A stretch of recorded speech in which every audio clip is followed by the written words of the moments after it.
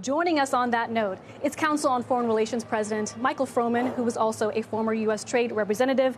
Michael, welcome to CNBC. Thanks very much. The idea that more corporations are leaving China, what does that tell you about the state of relations between our country and China? It doesn't look that good. Well, I think there are a number of things going on. One, China's economy is slowing, and some are simply pulling out because of that. I think also the selective technology decoupling that's going on between the U.S. and China. Companies coming under more scrutiny by the U.S. government in terms of what technology they're transferring. And as you said, China really steering domestic customers towards domestic producers of technology are also having an effect on those companies. There's still a lot of trade going on between the U.S. and China, but in the area of particularly high tech, you're seeing a selective decoupling. Both Republicans and Democrats, there's bipartisan support to be tough on China. Vice President Harris spoke about being tough on China during her DNC speech. Trump has actually said that there'll be more tariffs on the country if he were to be elected. How do you compare both candidates' strategy on China?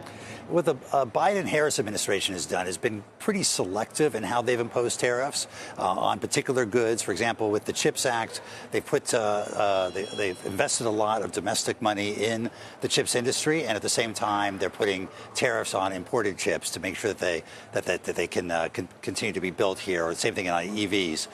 With the Trump administration, the Trump campaign, they've announced potentially a 10 to 20% tariff on goods coming from anywhere in the world, and 60% on Chinese products coming into the United States. So it's a much more broad-based approach.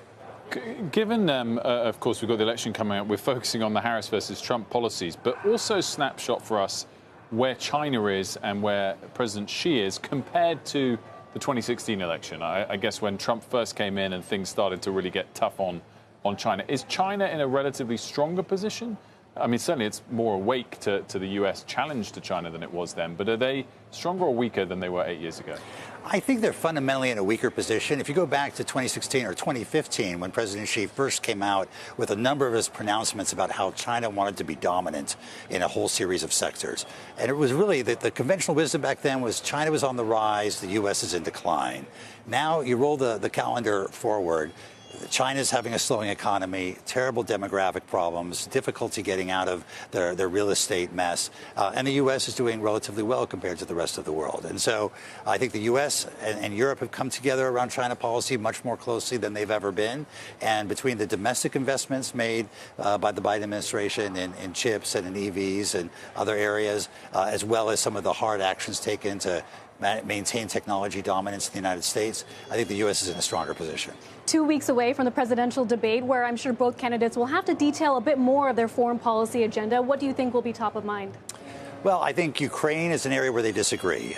The expectation is that if President Trump is reelected, that he said he will end the war in 24 hours. That's usually interpreted as signaling to Ukraine that there won't be any more support and they should sit down and make compromises with Russia. Clearly, the Biden-Harris administration has been very focused on supporting Ukraine, and I imagine that Vice President Harris will make the case of why the U.S. needs to be engaged, be supportive of NATO, and be supportive of the Ukrainians. In terms of just going back to China, and you mentioned there that there's been a relatively united UK, Europe and US view towards China over the last couple of the years. I mean, really, the US has cajoled Europe into a tougher stance on China. Are you confident that that continues, whether it's because of the changing of the guard of certain leaders in Europe, or indeed because of changing of the guard of of leaders in the US who might not have quite such strong, warm relations with European leaders? First of all, I think they've become closer, but they're not in the same position exactly. And Europe continues to believe that it can chart sort of a third way between the U.S. And China. It's reluctant just to follow the United States, but it's become much more clear-eyed about the nature of the China challenge. And I think that's allowed the U.S. and China to cooperate much more. To your point, the one big difference between Harris and Trump is really the commitment to allies and partners. With former President Trump willing to go it alone much more often, much harder on the European allies. I think that's going to make it more difficult to stay together on China.